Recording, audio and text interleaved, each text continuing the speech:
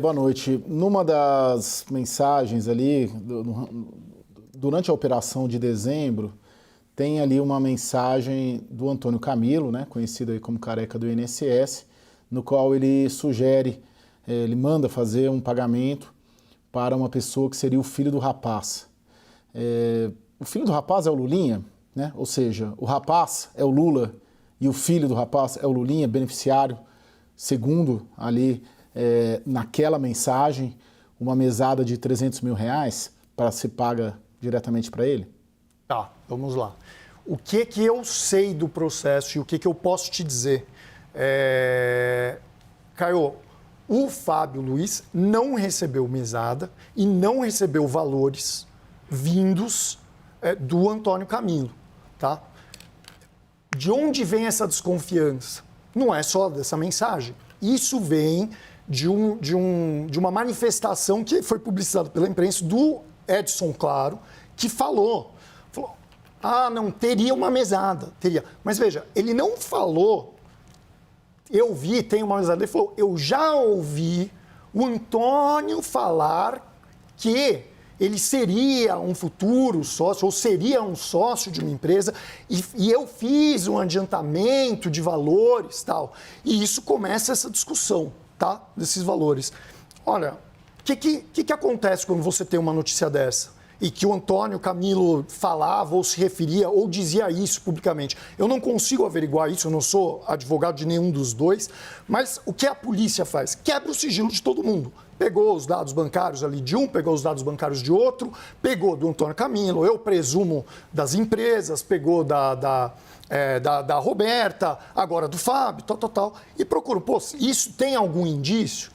E eles não encontram, inclusive os dados do Fábio vazaram, então a imprensa toda olhou tudo, cadê? Existe essa transferência, existe esse pagamento? E não existe esse pagamento, tá? Esse pagamento não existe. Eu não vou te dizer o que ele falou ou deixou de falar, e nem se o Antônio, se o Edson Claro, quando diz, ele dizia isso tem que ser perguntado a ele. Tá? Isso, porque ou se falava ou se referia a ele, mas o pagamento não e não se referia a ele como recebedor de pagamento, isso eu asseguro, porque não há pagamento. E é isso que eles estão investigando, é isso que quebrou a quebra de sigilo para verificar isso. E encontrou? Não encontra. Não tem essa ligação.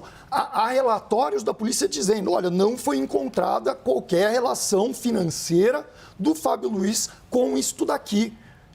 É alarde? É ele contando vantagem ou querendo dizer que tem alguma proximidade com o poder? Uma proximidade que não faria sentido, porque nem o Fábio tem qualquer presença política forte, tá? Mas havia talvez esse interesse, ou ele falava isso publicamente por causa disso, se forem verdades essas alegações que o Edson Claro fala de que ouviu dizer, olha, pode ser que ele assim falasse, mas não há pagamento. Agora, doutor Guilherme, deixa eu lhe fazer aqui uma última pergunta, que o nosso tempo está acabando rapidamente. Por que Lulinha não vem ao Brasil? O que ele está fazendo na Espanha? Por que ele não se apresenta pessoalmente para se defender? Sim, mas ele veio ao Brasil. Ele veio ao Brasil em outubro, ele veio ao Brasil em dezembro. Ele não mora no Brasil, ele foi morar fora. E isso é uma coisa muito interessante, porque essa alegação saiu na imprensa também. Ele fugiu.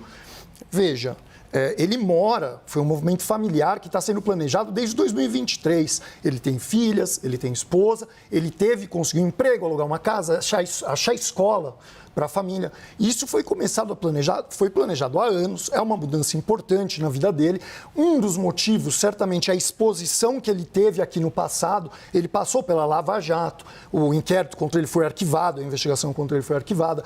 Eu fiz uma pesquisa do número de fake news que existem contra ele, todas verificadas, e você sabia que ele já teria comprado, ou que alega que ele teria comprado uma ilha, que ele dirige uma Lamborghini folhada a ouro em 3 países diferentes, dependendo da fake news, é um país que se cita.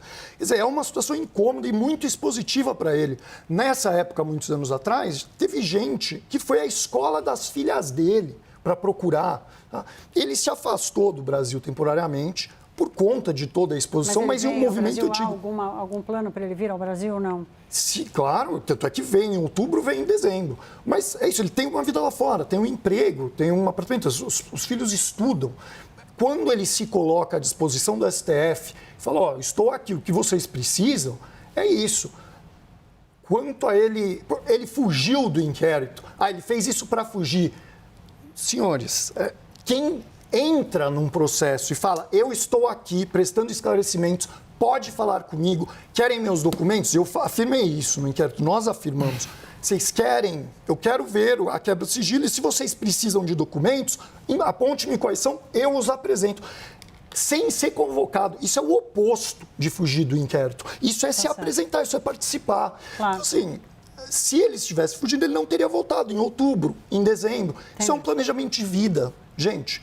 Isso pode, ele voltará em algum momento. Eu nem perguntei ele sobre os próximos 20 anos, se ele planeja voltar no que vem. Claro. Não tratamos disso.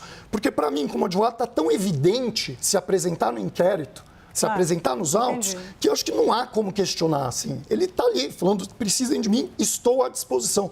Aliás, em minhas notas e petições, eu acho que não houve uma onde eu não reiterei. Veja, ele está à disposição, o que vocês precisam. Vamos colaborar. Claro.